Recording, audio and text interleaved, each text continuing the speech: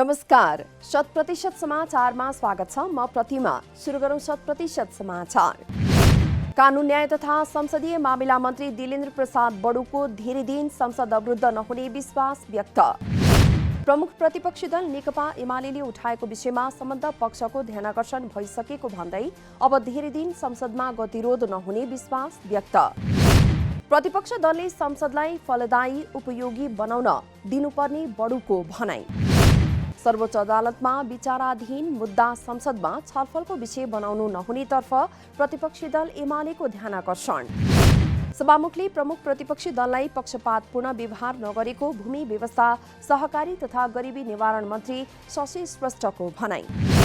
एमालेले संसदमा गरिरहेको अवरोधलाई मूर्खतापूर्ण बल प्रयोग भइरहेको पूर्व प्रधानमन्त्री तथा नेकपा एकीकृत समाजवादीका सांसद झलनाथ खनालको भनाई। संसदलाई बन्धक बनाएर राष्ट्रलाई अराजकतातर्फ लैजान खोजेको खनालको तर्क। एमाले नेतृत्व धुन्धुकारी प्रवृत्तिबाट ग्रस्त बनेको खनालको टिप्पणी। नेकपा एमालेको विरोधका बीच संसदबाट 4 अध्यादेश स्वीकृत। बुधबार बसेको बैठकमा गृहमन्त्रीको तर्फबाट सूचना तथा सञ्चार प्रविधि मन्त्री ज्ञानेन्द्र बहादुर कार्कीले पेश गर्नुभएको अध्यादेशहरू स्वीकृत। नेपाल प्रहरी र प्रदेश प्रहरी कार्य सञ्चालन सुपरिवेक्षण र समन्वय पहिलो संशोधन 2078 तेजाब तथा अन्य घातक रासायनिक पदार्थ नियमन अध्यादेश 2078 अध्यादेश स्वीकृत। सामाजिक सुरक्षा पहिलो संशोधन अध्यादेश 2078 र रेलवे अध्यादेश 2078 स्वीकृत। बैठकमा 4 वटै अध्यादेशमाथि नेपाल मजदुर किसान पार्टीका सांसद प्रेम सुवालद्वारा विरोधको सूचना प्रस्तुत। सुवालको प्रस्ताव बहुमतले अस्वीकृत। सभामुख अग्नि प्रसाद सापकोटाद्वारा बैठक सुरु गर्ने बित्तिकै एमाले सांसदहरूको विरोध। प्रधानमन्त्री शेरबहादुर देउवाले सम्हाले रक्षा मन्त्रालयको कार्यभार। राष्ट्रपति विद्यादेवी भण्डारीद्वारा नेपालको संविधानको धारा 77 को उपधारा 2 को खण्ड क बमोजिम। रक्षा मन्त्री डाक्टर मिनेन्द्र रिजालले पदबाट राजीनामा दिनुभएपछि सो मन्त्रालयको जिम्मेवारी पनि प्रधानमन्त्री देउवालाई। कांग्रेस नेता समेत रहनुभएका रक्षा मन्त्री रिजालद्वारा पार्टीको महाधिवेशनमा महामन्त्री पदमा हार बिहोरेपछि गत पौष 2 गते मन्त्री पदबाट राजीनामा। नेकपा माओवादी केन्द्रको पौष 11 देखि 13 गतेसम्म हुने प्रथम राष्ट्रिय सम्मेलनको तयारी तीव्र। राष्ट्रिय सम्मेलनका विषयमा जानकारी दिन बुधबार पार्टी कार्यालय पेरिस टाढामा पत्रकार सम्मेलन। माओवादीको राष्ट्रिय सम्मेलनमा 1533 प्रतिनिधि हुने जानकारी। पत्रकार सम्मेलनमा माओवादीका प्रवक्ता कृष्ण बहादुर महराद्वारा सम्मेलनका लागि भक्तपुर, ललितपुर र काठमाडौँका प्रवेशद्वारमा स्वागतद्वार राखिने जानकारी। मुख्य ठाउँहरूमा सम्मेलनबारे पोस्टर राखिने महराद्वारा जानकारी। माओवादीको महाधिवेशन नभएर सम्मेलन मात्रै भएका कारण कुनै देशभित्र र बाहिरबाट कुनै अतिथिलाई आमन्त्रण नगरिने भनाई। सम्मेलनका लागि राजनीतिक वैचारिक तयारीका लागि अध्यक्ष पुष्पकमल दाहालद्वारा प्रतिवेदन लेखन जारी। नयाँ क्रान्तिकारी विचार निर्माण र नयाँ क्रान्तिकारी पार्टी निर्माण गर्नका लागि सम्मेलन केन्द्रित हुने महराको भनाई। अमेरिकी सहयोग परियोजना एमसीसी पास गर्न राष्ट्रिय सहमति आवश्यक रहेको महराको भनाई। परिमार्जन नगरी राष्ट्रिय सहमति बिना एमसीसी अघि बढ्न नसक्ने महराको भनाई। प्रधानाधीश सुलेन्द्र शमशेर जबराले बोलाउनु भएको न्याय सेवा आयोगको बैठक स्थगित। बुधबार प्रधानाधीश सुलेन्द्र शमशेर जबराद्वारा बोलाइएको न्याय सेवा आयोगको बैठक स्थगित गरिएको न्याय परिषद सचिवालयका प्रवक्ता मानबहादुर कार्कीद्वारा जानकारी। बुधबार दिउँसो 3 बजेका लागि बोलाइएको बैठक न्याय सेवा आयोगका सदस्य समेत रहनुभएका लोकसेवा आयोगका अध्यक्ष माधव प्रसाद रेग्मी काठमाडौँ बाहिर रहेकाले बैठक स्थगित।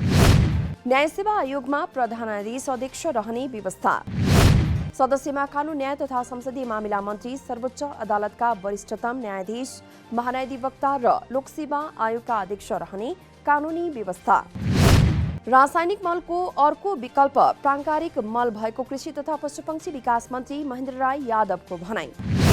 अहिले मल राष्ट्रिय समस्या भएकाले यसको समाधान G2Gबाट हुन सक्ने, तर अहिलेको विकल्प भनेको प्राङ्गारिक मल नै भएको दावी।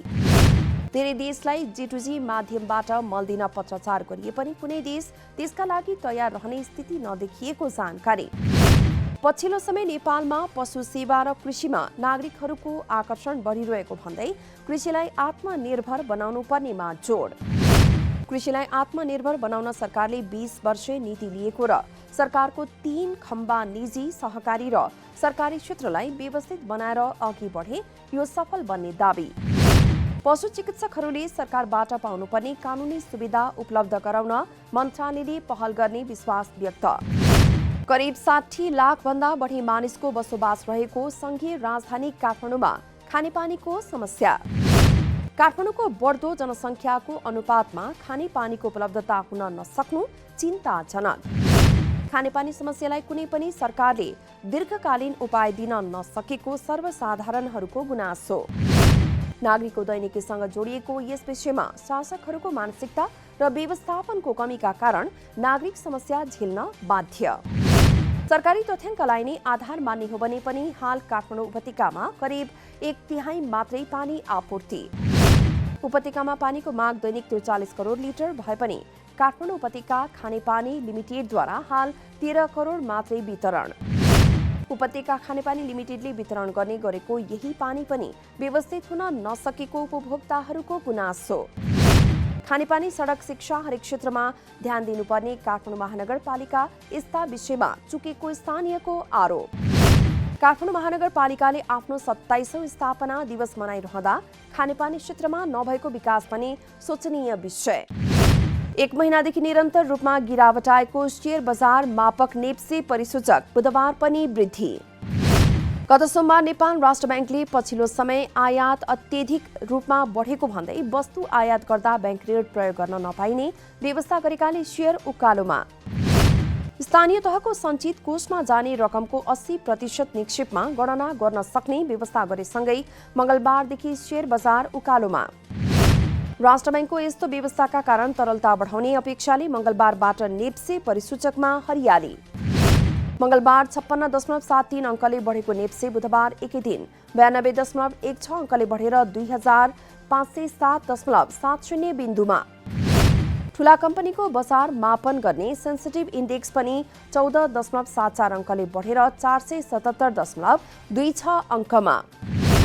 बुधबार कारोबारमा आएका 233 कम्पनीको 81,04,319 किता शेयर 4 अर्ब 52 करोड 33,38,143 रुपैयाँ बराबरको कारोबार। मंगलबारको तुलनामा बुधबार नेप्सेको कारोबार रकम पनि दोब्बरले बढ्यो। चितवनमा बुधबारबाट ई पासपोर्ट विद्युतीय राहदानी वितरण सुरु। चितवनका प्रमुख जिल्ला अधिकारी आसमान तामाङद्वारा ई पासपोर्ट वितरणको शुभारम्भ। बुधबारदेखि अनलाइनबाट आवेदन भरेका 20 जनालाई ई पासपोर्ट वितरण। केही दिन दैनिक 20 जनाका दरले अनलाइनबाट आवेदन भरेकालाई ई पासपोर्ट वितरण र आगामी आइतबारबाट क्रमशः बढाउँदै लैजाने लक्ष्य। सरकारद्वारा काठमाडौँ स्थित राहदानी विभागबाट मङ्सिर 1 गतेदेखि पासपोर्ट वितरण सुरु। विवेकशील साझा पार्टीले महाकाली मेची राष्ट्रिय एकता यात्रा सुरु गर्ने। पृथ्वी जयन्ती तथा राष्ट्रिय एकता दिवसको अवसर पारेर यही पौष 27 गते कञ्चनपुरबाट यात्रा सुरु गरिने। यात्रा माघ 16 गते शहीद दिवसको दिन झापामा अन्त्य हुने प्रवक्ता शरदराज पाठकद्वारा जानकारी। जातीय, क्षेत्रीय तथा धार्मिक रूपमा बढ्दै गएको मनोवैज्ञानिक दूरी कम गर्न यात्रा मार्फत विचार भन्दा माथि देश नै हो भन्ने भावना प्रवर्धन गरिने प्रवक्ता पाठकको भनाइ। देशको स्वार्थभन्दा राजनीतिक कर्मीको स्वार्थ प्रधान हुँदै जाँदा नेपालको स्वाभिमान क्षयकृत हुँदै गएको विवेकशीलको निष्कर्ष। सबैभन्दा माथि देश नै हो भन्ने भावना प्रवर्धनको सुरुवातका लागि राष्ट्रिय एकता दिवस एक मात्र विकल्प भएको अध्यक्ष रविन्द्र मिश्रको दावी। वीरगञ्ज भन्सार नाकाबाट चालु आर्थिक वर्षको पहिलो 5 महिनामा 2 खर्ब भन्दा बढीको सामान आयात। छिमेकी मुलुक भारतबाट यस अवधिमा सबैभन्दा बढी सामानहरू नेपालमा आयात। गत साउनदेखि मङ्सिर 5 महिनाको अवधिमा 2 खर्ब 3 अर्ब 70 करोड 48 लाख 54 हजार रुपैयाँ बराबरको विभिन्न सामानहरू आयात भएको वीरगञ्ज भन्सार कार्यालयद्वारा जानकारी। 5 महिनाको अवधिमा नेपालबाट जम्मा 47 अर्ब 56 करोड 25 लाख 70 हजार रुपैयाँ बराबरको विभिन्न सामान भारततर्फ निर्यात भएको कार्यालयको भनाइ। सबैभन्दा बढी रकमको भारतबाट वस्तुहरू आयात हुँदा दोस्रो स्थानमा चीनबाट सबैभन्दा बढी मूल्यका वस्तुहरू नेपालमा आयात भएको वीरगञ्ज भन्सार कार्यालयको तथ्याङ्क। चालु आर्थिक वर्षको साउनदेखि मङ्सिर पहिलो 5 महिनाको अवधिमा चीनबाट नेपालमा 20 अर्ब 67 करोड 96 लाख 20 हजार बराबरको वस्तु आयात। 5 महिनाको अवधिमा नेपालबाट चीनमा भने 1 करोड 59 लाख 66 हजार बराबरको मात्रै वस्तु निर्यात भएको तथ्याङ्कमा उल्लेख। चालु आर्थिक वर्षको पहिलो 5 महिनाको अवधिमा नेपालमा विश्वका 35 वटा देशबाट वस्तुहरू आयात निर्यात। निर्यातको दाँजोमा आयात बढी भएपछि व्यापार घाटा बढेपछि राष्ट्र बैंकद्वारा विलासी वस्तु आयातमा कडाई। नेपालमा पछिल्लो 24 घण्टामा थप 236 जनामा कोरोना संक्रमण पुष्टि। पछिल्लो 24 घण्टामा 2 जना कोरोना संक्रमितको मृत्यु भएको स्वास्थ्य मन्त्रालयद्वारा जानकारी। हालसम्म देशभर कोरोनाबाट मृत्यु हुनेको संख्या 11,579 पुग्यो। बुधबार 272 जना कोरोना संक्रमण मुक्त। हाल देशभर 5,185 सक्रिय संक्रमित। म्यानमारको खानी उत्खनन क्षेत्रमा पहिरो जाँदा कम्तीमा 1 जनाको मृत्यु। बुधबार म्यानमारको उत्तरी क्षेत्रमा रहेको जेड खानी क्षेत्रमा गएको पहिरोमा परि 70 भन्दा बढी मानिसहरू बेपत्ता भएको बीबीसीद्वारा जानकारी। बेपत्ताहरू खानी तलको तालमा परेको हुन सक्ने अनुमान गरिएको स्थानीय अधिकारीको भनाई। स्थानीय समयअनुसार बुधबार बिहान 4 बजेतिर काचिन राज्यको हपकान्त क्षेत्रको खानी क्षेत्रमा पहिरोमा परेर मृत्यु हुने तथा बेपत्ता हुने अवैध खानी उत्खननकर्ता रहेको हुन सक्ने जानकारी। उद्धार तथा खोजीको काम जारी रहेको स्थानीय अधिकारीद्वारा जानकारी। उद्धार टोलीले कम्तीमा 25 जनालाई उपचारका लागि अस्पताल पठायो। उद्धार तथा खोजीका लागि झण्डै 200 जना खटिएको बीबीसीद्वारा जानकारी।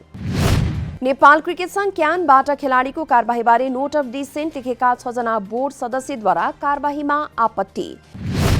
क्यानका केन्द्रीय सदस्यहरू ऋषिराम गौतम, छुम्बी लामा, अमित वीर पाण्डे, करण महतारा, मोहम्मद दाउद अन्सारी र सञ्जय राज सिंहद्वारा बुधबार पत्रकार सम्मेलन गर्दै खेलाडीमाथि गरिएको कारबाही फिर्ता गर्न माग।